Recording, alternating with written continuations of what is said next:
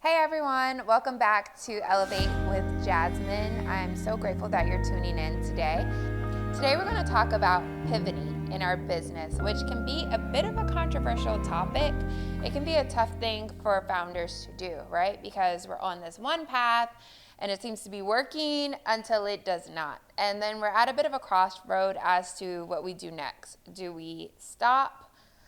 Do we close our business? Do we take a break from it? Or do we merge into something else? I feel like I'm the pivoting queen. Our business has been through so many challenges, but we just keep getting back up.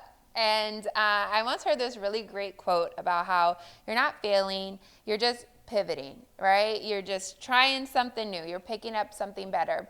So I wanted to talk with you a bit about how we pivoted our business from what it began with in October 2018 to what it is today in 2024. So we began our business as a brick-and-mortar lingerie boutique, really. But we wanted to have the added benefit of a certified mastectomy fitter on staff 7 days a week. We knew that this could be completely different and new for our industry, and that it would serve a local need. So we started our business in that way, and over time, we faced many different challenges. We started accepting health insurance, but that took a while to get started and off the ground. And then right when we got the hang of it, COVID happened. So we had to shut down our brick and mortar store and really figure out what could be next for us. And this is where the pivot came in. We went from being a brick and mortar boutique that had a tech and health component to being a tech and healthcare company, but it didn't happen overnight. So the first thing that we did was create a pitch deck where I had this idea of us launching our company across the country, and I pitched it to investors on a global stage. We won $100,000, okay? But that's not enough to sustain a business forever. So I created a game plan called How We're Going to Kick COVID's Beep But and I presented that to potential investors, and they loved it. They loved the idea of us launching a telehealth model component to our business. So that's what we decided to do. So that's the first thing. The next thing we did was we connected with our lenders. So we had a small business loan, and we let them know, like, hey, look, we're going through some changes in our business. And because of the pandemic, they actually ended up forgiving 6 months of our SBA loan. So definitely connect with anyone that you have loans out with. If you're planning on making a change in your business, let them know, like, hey, I need to make this change in order for us to survive. But it could be rocky for a few months. More often than not, they'll be willing to support you and help you in that transition, especially if you have relationships with your bankers. Next up, I changed the roles of those who were within our management team.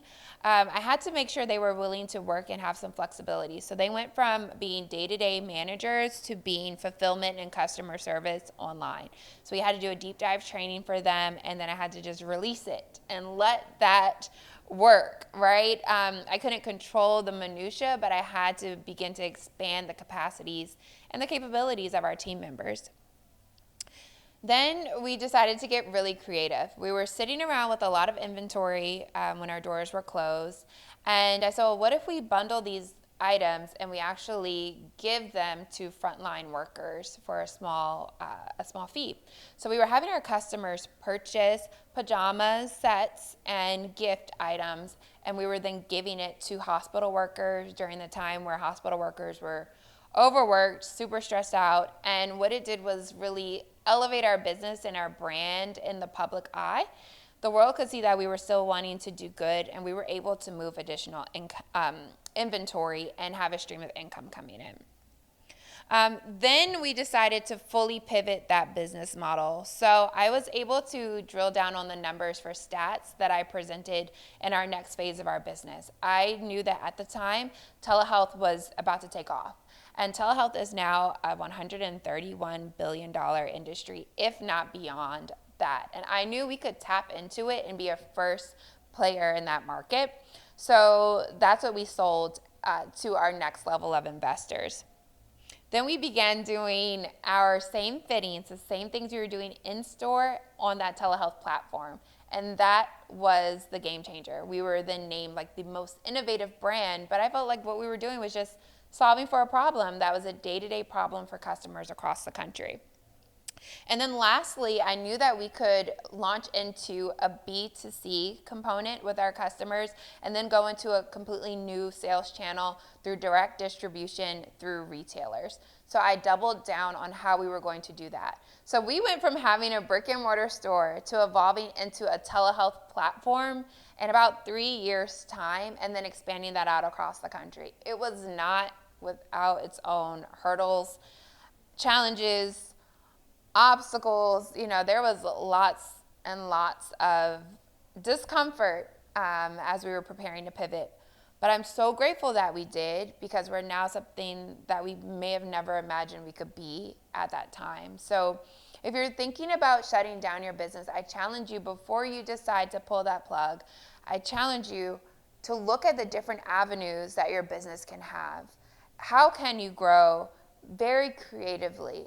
How can you be the first in a space? How can you reach more customers, maybe by not doing the same thing you're doing now, but in doing something different? So don't be afraid to pivot.